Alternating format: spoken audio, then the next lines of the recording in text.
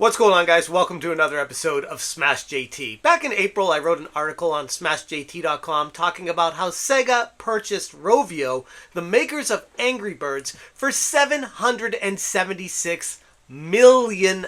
That is the equivalent of, we'll round up to, $750 million for Rovio. And at the time, I was like, well, that's interesting. That's an awful lot of money for a mobile game developer. And sure, everyone's heard of Angry Birds and most everyone's played Angry Birds. It's a popular franchise, but $750 million popular? Yeah, I mean, if you include the movies, the entertainment, the games, the paraphernalia, all these things that go along with it, Angry Birds does bring in quite a bit of money, and it's not the only thing Rovio does, it's just the most popular thing they have. So with that acquisition, I was like, okay, that's a big move by Sega. But what are they going to do next? That may have just leaked. With the COO of Sega, Shuji Utsumi, talking with the Angry Birds boss Ben Matz at Roviocon in Finland, where he let slip that they might be thinking about a potential crossover with Sonic and Angry Birds. And that makes a whole lot of sense. JT.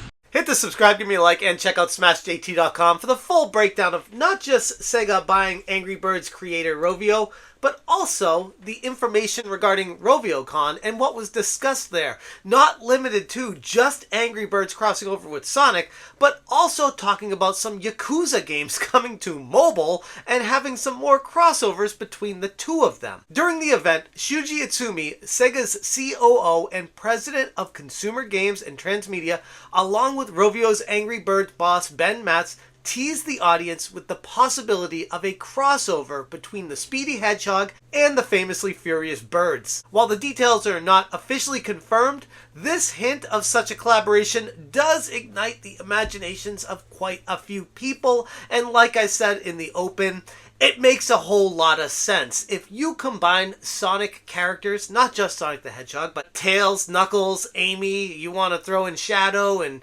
even Dr. Robotnik, and whatever else they want to do, and how they're involved in it. Maybe it's Robotnik's laboratories that they're trying to knock over, and the different special abilities and techniques that each unique character would have, would give an interesting spin to the franchise. Utsumi, known for his playful approach, referred to the potential partnership between Sonic and Angry Bird IPs akin to them dating. He stated, Sega has a strong portfolio of numerous IPs and characters, which becomes much more attractive by welcoming the Angry Birds IP.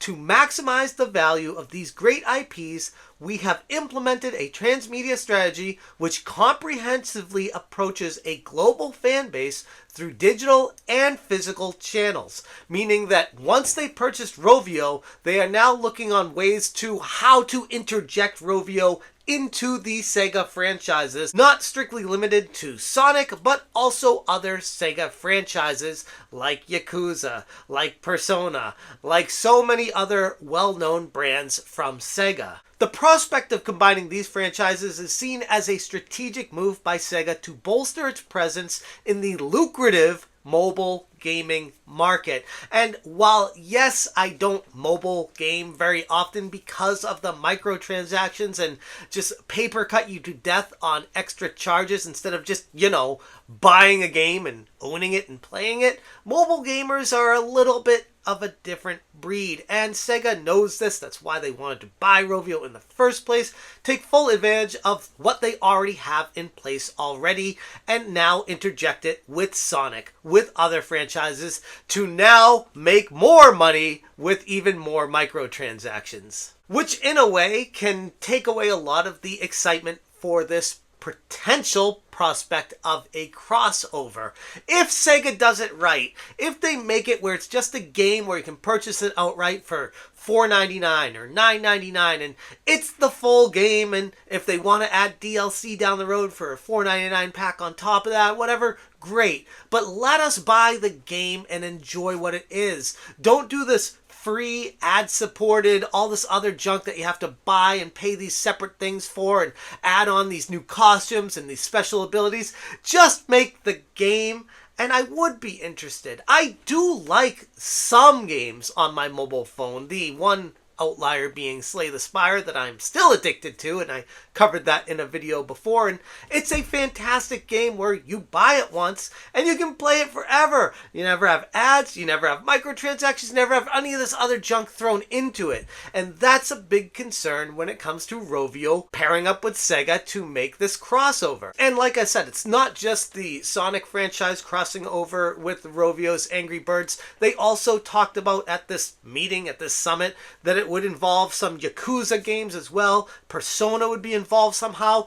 What Sega is planning on doing is leveraging what they paid for in Rovio and maximizing the money they can make out of that. And if it involves including other Sega franchises to push them forward, maybe expand the audience on mobile gamers and make them learn about maybe some IPs that they didn't know about, then it makes even more sense to go that route. They also discussed how it extends far beyond just the games and the crossovers and ambitions beyond gaming, highlighting plans for Angry Birds animated projects with a broader approach to engaging global fan bases. And while Angry Birds already has a movie, I don't know if they made a sequel to it. I never watched it, but I did watch the Sonic movie, and I loved it. I thought it was fantastic. Watched the sequel, loved it. Heard the third one got announced, very excited about it. So yes, these franchises both are familiar with Hollywood, having movies on the big screen, and it's something Sega is planning on moving forward with as well for both franchises. While I wouldn't expect a Yakuza movie from Sega or a Persona movie from Sega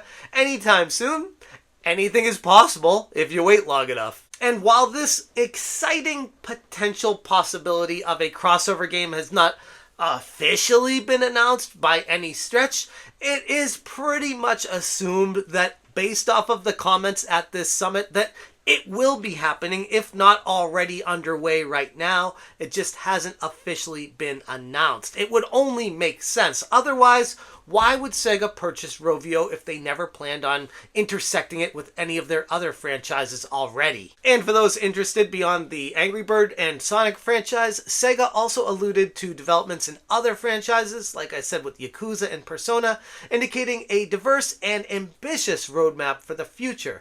The company's mentioning of exploring subscription game services and metaverse products, including a speculative Segaverse. Take that for what you will.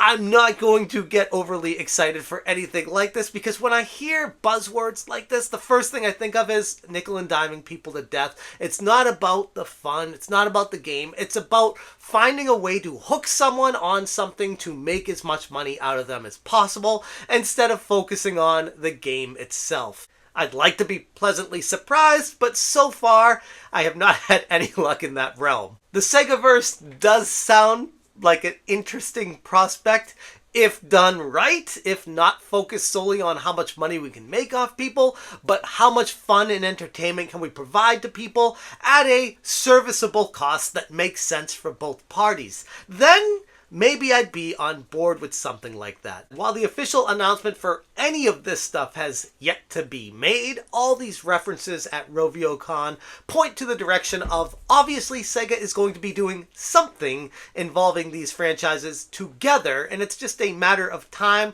with what they end up doing with them. I'm not going to get super over the top excited yet for them because it remains to be seen how Sega does this whole mobile gaming thing. They failed in the past. I remember I bought Phantasy Star 2 on the Sega games that they had. You could get the retro games.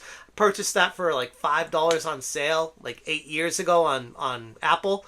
And then they updated the game to include ads that you needed to pay to remove the ads after I purchased the game. So Sega has a checkered past when it comes to mobile gaming in my mind anyways, and they have a lot to prove moving forward that they can do it the right way and not screw the customer over at the end of the day. Not going to be holding my breath, but it is an interesting thing to speculate about. And I guess at the end of the day, that's why I wanted to make this video. Let me know what you guys think about Angry Birds crossing over with Sonic and the Segaverse. And if this is something you might be, I don't know, interested in, don't forget to check out smashjt.com. I will put links in the description for both these articles. Thank you so much for watching, and as always, you stay smashing. Smash J. Fringe.